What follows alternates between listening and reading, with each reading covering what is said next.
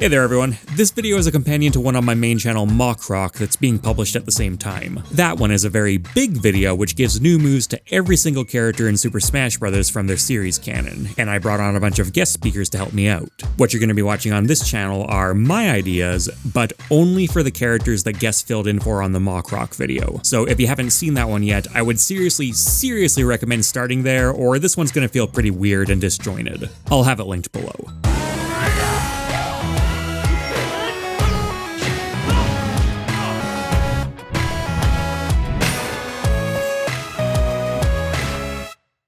The last few Metroid titles have been a fantastic shot in the arm for Samus, and the new melee counter is what I consider to be the delineator for her modern incarnation. Rather than trying to make it yet another down special counter though, I'd instead opt to add it to her forward smash for the standing counter, and her dash attack for the running counter introduced in Metroid Dread. These would be armored moves that function fine if unimpressive normally, but if the armor was triggered by a melee attack, Samus would automatically follow up with a blast from her arm cannon that substantially increases the move's power. Kirby's side special Hammer would be moved to forward smash, and his new side special would be Animal Buddies. On the ground, this would summon Rick for a quick dash forward that will blast the opponent away with fire, and in the air, it would instead summon Ku for an air dash that knocks opponents away in an iceberg. It would also have a fun Easter egg by being the only move that could be used in the water, summoning Kine for a dash that knocks away with electricity. It's a bit more elaborate than we see in most of Kirby's moveset right now, but not dramatically so. It'd be a cool representation for a different aspect of the Kirby series, and his existing side special has already had different ground and air forms in the past. Pikachu's new side special moves from Skull Bash to Iron Tail, and more specifically, Iron Tail combined with Electro Web from this moment in the show.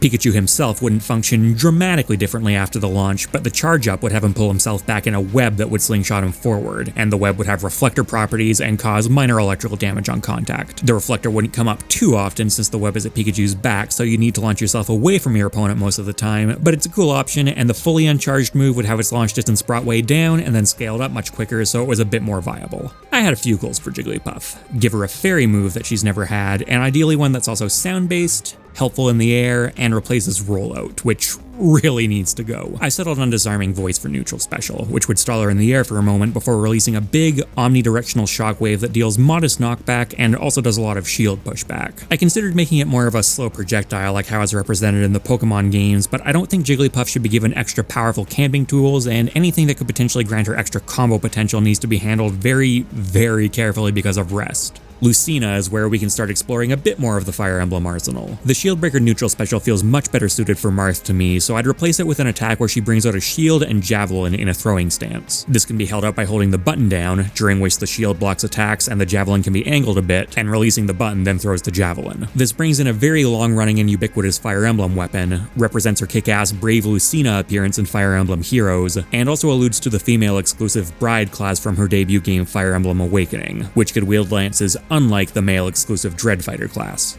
There are so many changes I want to see from across Ganondorf's many appearances in the Zelda canon, but there's one I just keep coming back to over and over again. This guy can fly, and this guy very decidedly cannot. I would ditch the Warlock Punch and change it over to a float as seen in something like Ocarina of Time. This will grant Ganondorf omnidirectional movement on a fuel system, very comparable to Rob, but freely movable with a control stick rather than always going up. A float of some kind is a common sight on fan interpretations of Ganondorf, although I'm being a bit more aggressive with it than most examples I've seen, because it helps Ganondorf feel more magical, an area he's sorely lacking in right now, and he also really needs the help.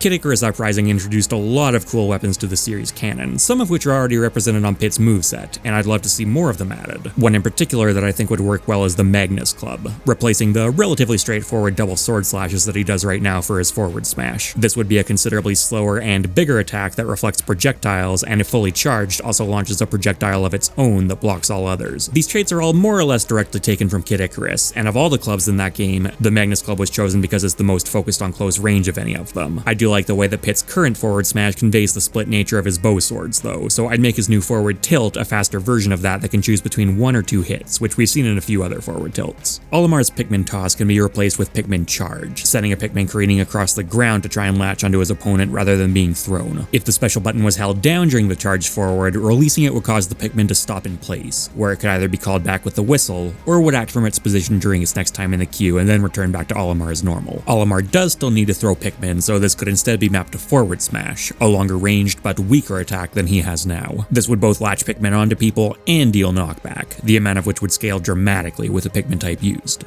A very simple change for Toon Link. Take the spin attack he has now, and replace it with the Hurricane Spin. The functionality doesn't even really need to be changed that much, just tweak its size, power, and most importantly, let the little guy move across the ground while it's active. Now, this is much less extensive of a change than I've opted for on basically any other character, but it makes an unbelievable amount of sense. This is technically a distinct move from the spin attack, and they had it in Smash already. This was already programmed as a custom move in Smash 4. It's right there, you just had to grab it.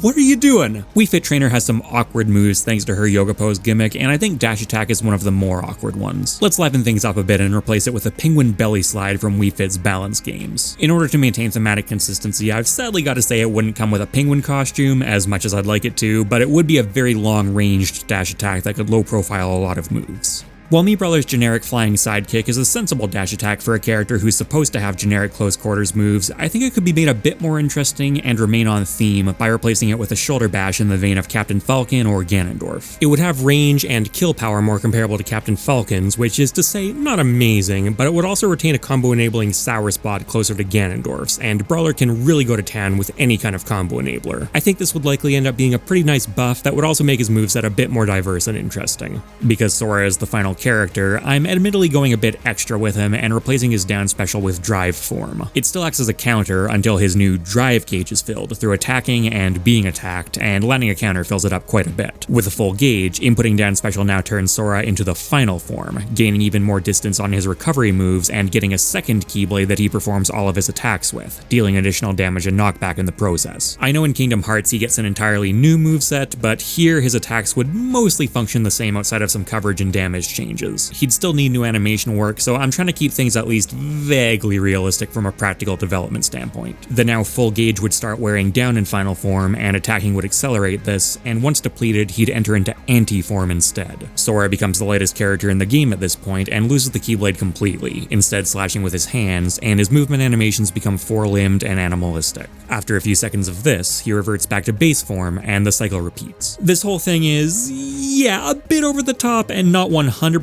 faithful to the way these work in Kingdom Hearts, but it still brings in the essence of a beloved mechanic from the series that a lot of people were understandably upset didn't make its way into Smash, as Sora was kept a surprisingly basic sword fighter apart from his unusual physics. And that's gonna do it for today. Thanks for watching, everyone.